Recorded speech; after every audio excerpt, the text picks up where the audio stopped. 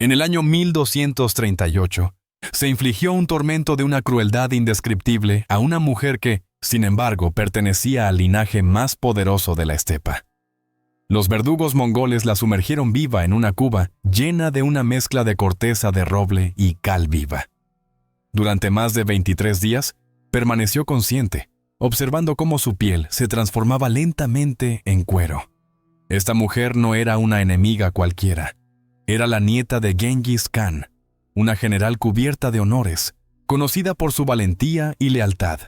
Las crónicas persas, armenias y mongolas relatan que cantó canciones de guerra hasta su último aliento, como si el dolor no pudiera alcanzar el alma de una hija del cielo eterno. Este relato, considerado durante mucho tiempo una leyenda, revela 3 verdades que los historiadores han intentado ocultar durante más de 7 siglos. En primer lugar, el proceso químico preciso que transformó un cuerpo vivo en cuero mientras la conciencia permanecía intacta. En segundo lugar, la identidad de esta mujer excepcional, obligada a sufrir el castigo ordenado por su propia familia. Por último, el significado espiritual de este suplicio. ¿Por qué? En la cultura mongola, se consideraba una forma de misericordia. Para comprenderlo, hay que remontarse a la época en que el imperio mongol dominaba casi 1/5 parte de la superficie terrestre del planeta. Hacia 1240, millones de almas vivían bajo su yugo, desde Corea hasta Hungría, desde Siberia hasta Irak. Detrás de esta vertiginosa expansión, se escondía una formidable estructura militar, en la que las mujeres desempeñaban un papel que la historia occidental ha borrado casi por completo.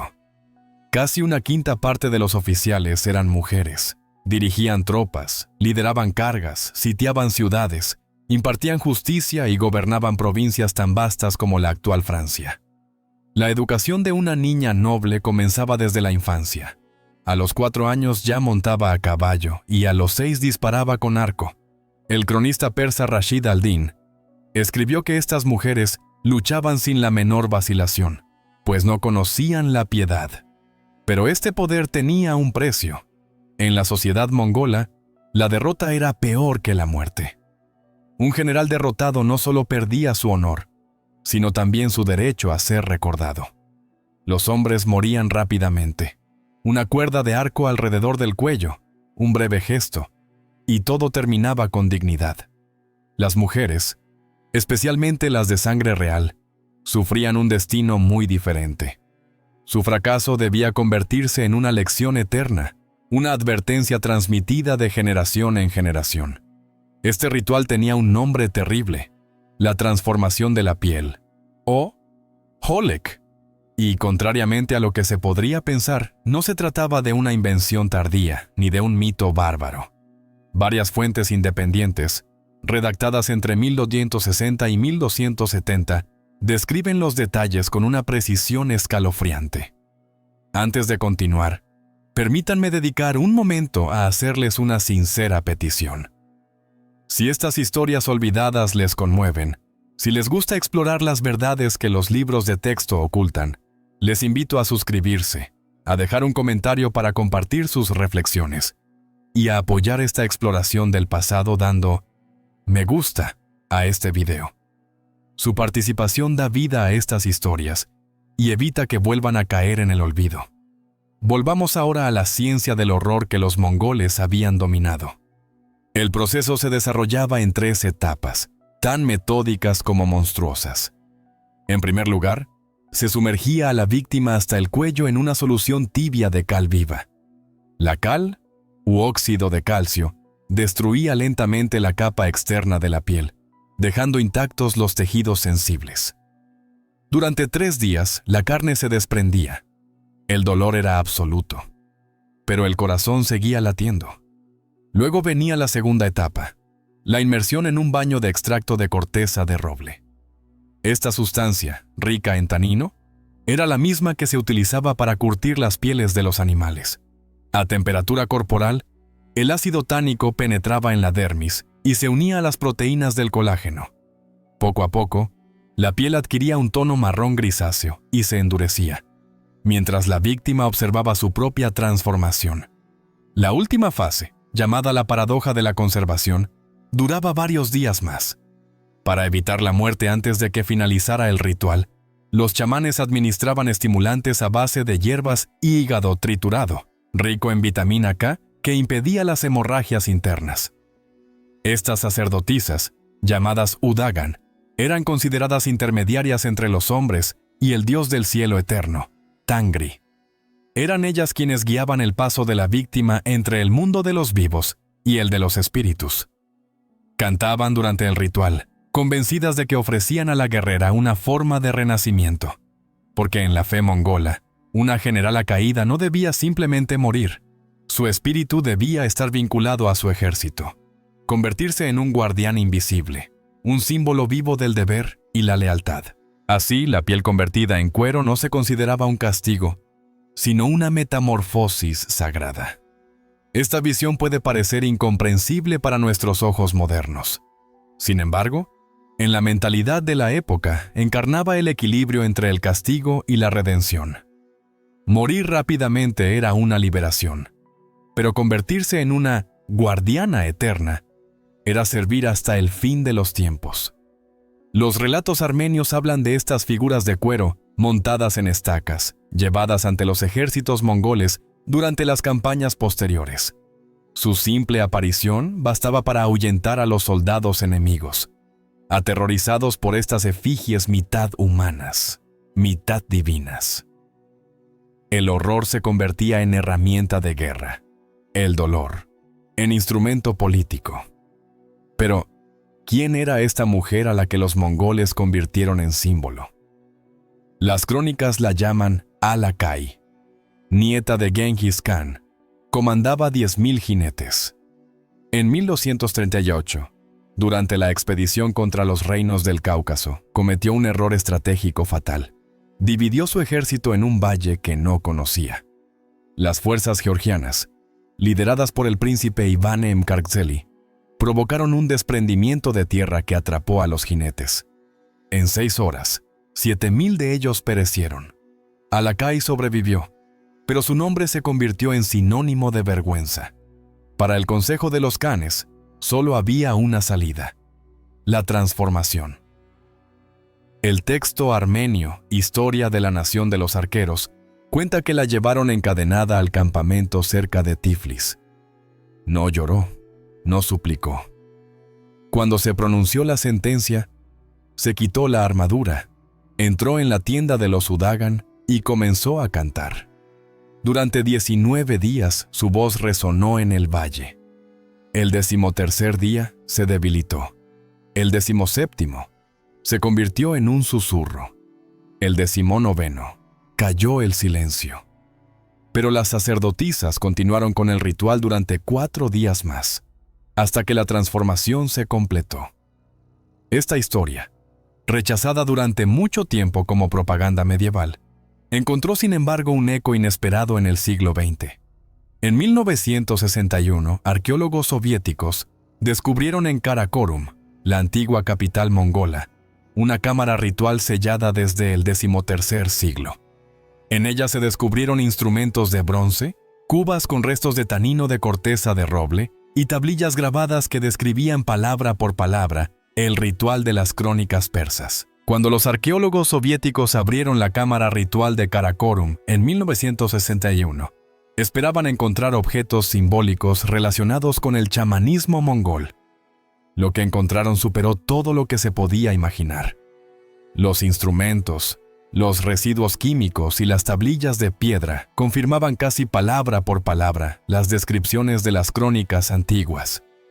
El ritual del cambio de piel, durante mucho tiempo rechazado como ficción o exageración de los enemigos, había existido realmente. Fue un descubrimiento tan inquietante que las autoridades soviéticas clasificaron inmediatamente el expediente como secreto. Durante más de 40 años, los resultados permanecieron sellados, inaccesibles al público. Cuando los análisis fueron finalmente desclasificados en 2003, los científicos descubrieron rastros químicos de ácidos tánicos, cal, pero también compuestos orgánicos desconocidos en el contexto de las tecnologías medievales. Entre estos elementos se identificaron análogos de la vitamina K, una sustancia esencial para la coagulación de la sangre. Los investigadores comprendieron entonces que las sacerdotisas mongolas buscaban deliberadamente prolongar la vida de la víctima para llevar a cabo el ritual hasta su fin. No se trataba de un suplicio improvisado, sino de un procedimiento meticulosamente pensado, que combinaba el conocimiento del cuerpo humano, la medicina herbal y el simbolismo religioso.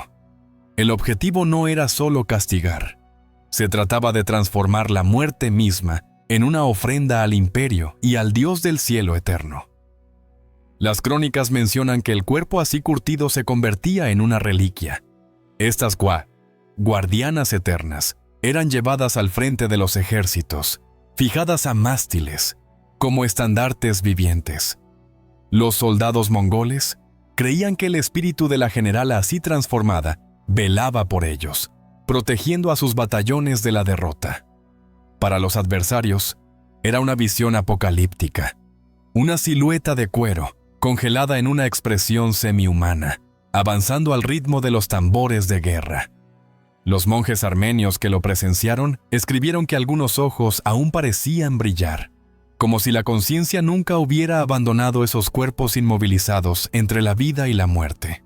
Durante 21 años, esta práctica se aplicó a mujeres de alto rango acusadas de fracaso militar. Cesó en 1259, tras la muerte del Khan Monke, nieto de Genghis Khan. Su sucesor, Kubilai Khan, abolió el ritual al considerar que socavaba la lealtad y la combatividad de las mujeres oficiales. En realidad, el poder del mito se había vuelto demasiado grande. El miedo al castigo paralizaba a quienes debían inspirar valor. El imperio comprendió que había caído en su propia trampa. Lo que las crónicas revelan aún más fascinante es la forma en que la sociedad mongola justificaba moralmente tal atrocidad. Para ellos, era una forma de clemencia. Morir rápidamente significaba el olvido. Ser transformada era seguir sirviendo, protegiendo, existiendo en la memoria de los vivos. El sufrimiento se convertía en un medio de purificación. Esta lógica, por cruel que parezca, se basaba en la convicción de que el espíritu debía permanecer vinculado al mundo de los hombres para redimir sus faltas. Se decía que el alma solo podía liberarse después de haber cumplido su deber hasta el final. En los textos religiosos mongoles, esta idea aparece a menudo. La carne es efímera, pero el deber es eterno. Así, la transformación del cuerpo en cuero simbolizaba la victoria de la lealtad sobre la fragilidad humana. El imperio utilizaba la ciencia del tormento para imponer una forma de inmortalidad. Esta fe en la continuidad del servicio, en el sacrificio total a la comunidad, explica también el poder psicológico del imperio. Los ejércitos enemigos veían en estas figuras de cuero el testimonio de una disciplina sobrehumana, de una fe indestructible. El análisis moderno de los restos descubiertos en Karakorum ha revelado detalles aún más aterradores. Los tejidos encontrados mostraban rastros de actividad celular, lo que demuestra que la víctima aún estaba viva durante la fase final del curtido. Las capas profundas de la dermis revelaban un proceso progresivo de momificación química, signo de una exposición prolongada al tanino durante casi 25 días. Los patólogos soviéticos concluyeron que la mujer había permanecido consciente durante un periodo estimado entre 23 y 26 días. El sistema nervioso periférico moría lentamente, pero la conciencia permanecía, atrapada en un cuerpo que dejaba de ser humano. Es difícil imaginar lo que significaba esa lucidez prolongada. Ver cómo se endurecían sus brazos, sentir cómo el calor se retiraba poco a poco. Percibir el mundo a través de una envoltura que se había vuelto inerte. Y a pesar de todo, según las crónicas, Alakai cantó, no por locura, sino por convicción. Sus cantos de guerra resonaban por todo el valle, recordando a todos que el miedo nunca debía dominar la lealtad. Esta percepción del dolor como un paso espiritual no es exclusiva de los mongoles. En muchas civilizaciones antiguas, el sufrimiento voluntario se consideraba un medio para alcanzar la pureza. Pero aquí, el horror y la fe se mezclan en una paradoja absoluta. Para salvar el honor, había que abolir la humanidad.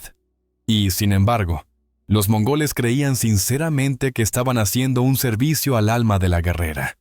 El ritual del cambio de piel no lo llevaban a cabo verdugos, sino sacerdotisas respetadas, mujeres elegidas por su sabiduría.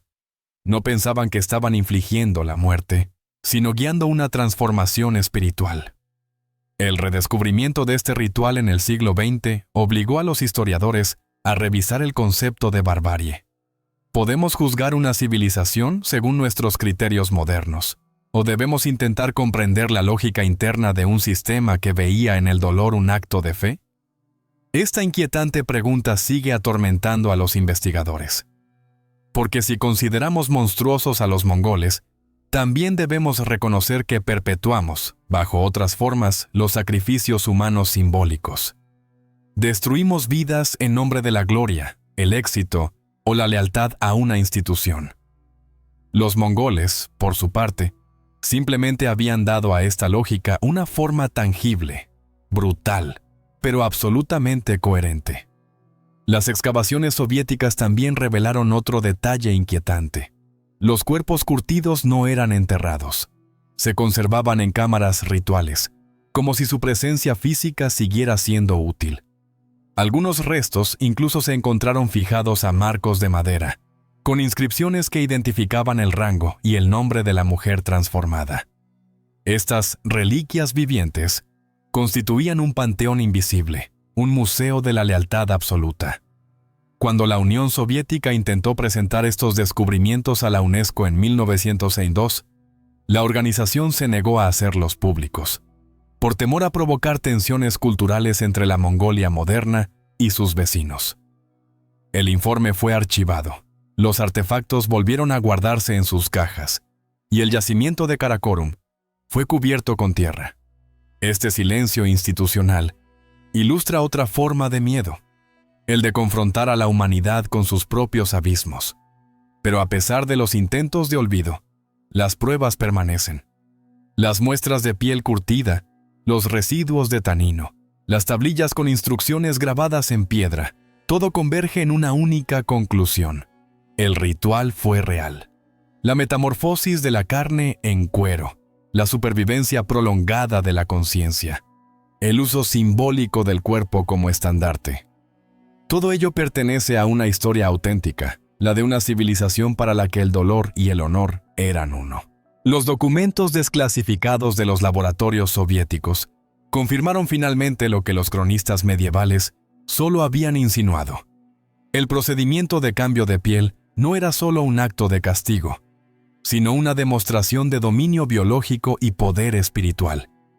El análisis microscópico reveló que los tejidos habían sufrido una degradación progresiva de las proteínas de la piel, mientras que las fibras de colágeno permanecían intactas, exactamente igual que en el curtido moderno. Los científicos quedaron impresionados por el grado de precisión química alcanzado por un pueblo del siglo XIII. La mezcla de cal viva, grasa animal y ácido tánico demostraba un conocimiento empírico de la química orgánica.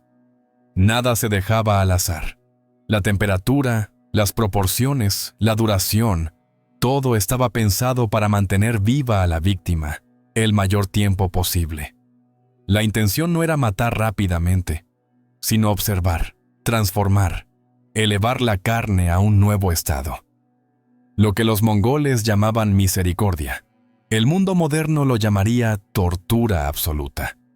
Sin embargo, en su concepción, el sufrimiento no era un castigo inútil, era el precio de un paso, una travesía entre dos estados del ser.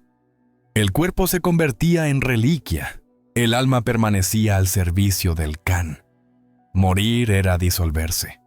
Sobrevivir mediante la transformación era alcanzar la inmortalidad. Las sacerdotisas Udagan creían sinceramente que sus cantos guiaban la conciencia de la guerrera hacia su renacimiento. Por eso mantenían a la víctima despierta, le daban agua, hierbas reconstituyentes y decocciones de hígado ricas en nutrientes. Cada gesto, cada palabra del ritual tenía un significado sagrado. Cuando los monjes armenios describieron estas escenas en La historia de la nación de los arqueros, Hablaron de pandit magia negra, de brujería de cuero, incapaces de concebir que una civilización pudiera racionalizar el sufrimiento hasta tal punto.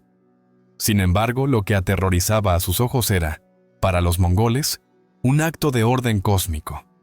El universo no era más que un ciclo de transformaciones. La carne se convertía en tierra, la tierra se convertía en espíritu, y el espíritu regresaba a la guerra. Alakai no era, por tanto, solo una víctima, sino un símbolo del equilibrio entre la culpa y la lealtad. Cuando los ejércitos mongoles marcharon de nuevo hacia el oeste, sus restos curtidos fueron llevados al frente de la columna. Según los testigos georgianos, los soldados que veían a las mujeres de cuero perdían todo el valor incluso antes de que se levantaran las lanzas. El imperio había encontrado allí un arma psicológica de una eficacia formidable: transformar la vergüenza de una sola persona en el miedo de todos. La derrota de Alakai se convirtió en una victoria política, una leyenda utilizada para cimentar la lealtad y el terror. La práctica del Holek solo duró una generación, pero dejó una huella duradera en la memoria de las estepas. Cuando Kublai Khan abolió oficialmente el ritual, afirmó que la fe en el honor debía provenir de la sabiduría, no del miedo. Este decreto marcó un punto de inflexión espiritual para el imperio. Las mujeres siguieron luchando, pero la idea de un castigo eterno desapareció poco a poco. Sin embargo, el recuerdo del cuero sagrado y de los cantos que resonaban en las tiendas de los Udagan permaneció presente en los relatos orales mongoles durante siglos. Incluso hoy en día, algunos fragmentos de estas historias perduran en los cantos tradicionales. Hablan de la guerrera que no huyó, de la mujer cuya piel se convirtió en armadura, de la guardiana que vela por los hijos del viento. Las palabras han perdido su crueldad, pero el simbolismo permanece: el del sacrificio absoluto, la transformación del cuerpo en emblema del deber. Cuando la UNESCO se negó en 1962 a publicar los resultados de las excavaciones de Karakorum, alegó el riesgo de tensiones diplomáticas. Pero la verdadera razón era sin duda más simple. Algunas verdades históricas sacuden demasiado profundamente la confianza que tenemos en nuestra propia humanidad. Reconocer que el ritual fue real significaba admitir que la crueldad no es un accidente del pasado, sino una constante de la condición humana. El silencio era más cómodo que la verdad. Sin embargo, los informes soviéticos describen pruebas irrefutables: instrumentos quirúrgicos, restos orgánicos curtidos, textos grabados que explican el procedimiento paso a paso. Estos documentos, olvidados durante 4 décadas, muestran hasta qué punto la frontera entre la ciencia y la fe podía difuminarse. Los mongoles habían ideado un método para transformar la carne viva en cuero, manteniendo la conciencia, una forma de prolongación artificial de la vida al servicio de un ideal. La atrocidad se convertía así en un lenguaje sagrado, una plegaria en forma de dolor. Si observamos nuestra época con lucidez, este ritual parece menos lejano de lo que pensamos. Es cierto que ya nos sumergimos a seres humanos en cubas de tanino, pero imponemos otras formas de devoción a sistemas que lo exigen todo sin retorno. Las empresas, las instituciones y las ideologías modernas a veces transforman a los individuos en instrumentos, en carne funcional al servicio de un objetivo superior. Los mongoles simplemente dieron a esta lógica una expresión tangible y brutal. Su franqueza nos escandaliza, porque pone al descubierto lo que ocultamos detrás de palabras educadas. Comprender esta historia es reconocer que la humanidad a menudo avanza de la mano de la crueldad. La voluntad de superación, la búsqueda de la gloria, el deseo de inmortalidad empujan a las civilizaciones a traspasar los límites de lo soportable. El cambio de piel mongol es el ejemplo más puro, una búsqueda de la redención a través del dolor, una fe tan absoluta que borra la compasión. Pero también hay que ver en este horror un eco de grandeza trágica. La voz de Alakai, cantando hasta el final, no era solo la de una víctima, era la de una mujer que se negaba a que su nombre fuera olvidado, que afrontaba el suplicio con la dignidad de un general, la fe de una creyente y la fuerza de un símbolo. Su sufrimiento en la mente de su pueblo, se convirtió en ofrenda. Y se quiera o no, esta ofrenda dio al mundo una lección terrible. No existe poder duradero sin un mito de sacrificio. Así concluye la historia de Alakai, la general que se convirtió en guardiana eterna. Su cuerpo desapareció, pero su leyenda atravesó los siglos. En Karakorum, la tierra aún conserva las huellas de esa cámara sellada, y los archivos soviéticos, reabiertos a principios del siglo XXI, recuerdan que las verdades más oscuras siempre sobreviven al silencio. Porque la historia, ya sea bella o monstruosa, no puede borrarse. Yace bajo nuestros pies, lista para revelarse a aquellos que se atreven a mirar sin rodeos. Y quizá esa sea la verdadera lección que nos deja este ritual: comprender el pasado en toda su brutalidad, no solo para condenarlo, sino para no repetirlo bajo otras formas. Porque si los mongoles creían ofrecer a sus guerreras la vida eterna, nosotros, los modernos, a menudo ofrecemos sufrimiento en nombre del progreso. La diferencia es solo una cuestión de lenguaje. La voz de Alakai ha callado desde hace siglos, pero su canto aún resuena, no en las estepas, sino en nuestra memoria colectiva. Nos recuerda que la frontera entre la fe y la locura, entre el honor y la barbarie, siempre está trazada en la carne de los hombres, y que comprender esta frontera es quizás la única forma de escapar a su regreso.